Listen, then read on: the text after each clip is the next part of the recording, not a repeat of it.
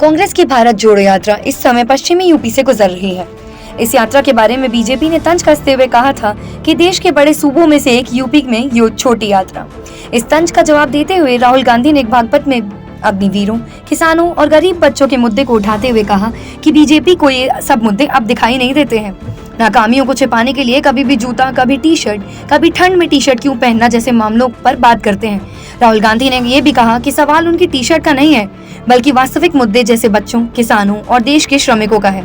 अग्निवीरों के मुद्दे को उन्होंने उठाते हुए ये भी कहा कि पहले युवा 15 साल सेना में नौकरी करते थे और पेंशन पाते थे, लेकिन नरेंद्र मोदी ने सोचा कि पेंशन को अलग रखा जाए। 6 महीने ट्रेन करें, बंदूक पकड़ें, 4 साल रहें, फिर आपको बाहर निकाल देंगे और आप बेरोजगार हो जाएंगे। ये नया भारत है। कांग्रेस सांसद राहुल गांधी जब युवा सड़कों पर उतरे तो मोदी जी ने कहा कि अगर आपकी फोटो खींची गई तो आपको सरकारी नौकरी नहीं मिलेगी। युवाओं, किसानों और मजदूरों को डराना भाजपा की नीति बन चुकी है। राहुल गांधी ने यह भी कहा कि वो भारत जोड़ो यात्रा में टी शर्ट पहनकर चलते हैं। यात्रा में उनके साथ गरीब किसान, मजदूरों के कई बच्चे फटे कपड़े पहनकर भी चलते हैं, लेकिन मीडिया ये तो नहीं पूछता कि सर्दी के मौसम में गरीब किसानों और मजदूरों के बच्चे बिना स्वेटर या जैकेट के क्यों चल रहे हैं। मैं टी शर्ट में हूं, मेरे साथ किसान के गरीब बच्चे चलते हैं, वो फटी शर्ट में होते हैं, उनकी पूरी टी शर्ट भी नहीं होती। मगर इन मीडिया वालों में से एक भी ये नहीं कहता भैया हिंदुस्तान में किसान का बेटा बिना स्वेटर के क्यों घूम रहा है।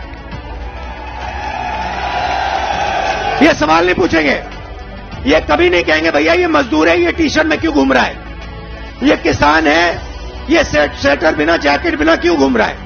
ये सवाल कभी नहीं पूछेंगे। ये सच्चा सवाल है, मेरे टी शर्ट वाला सच्चा सवाल नहीं है।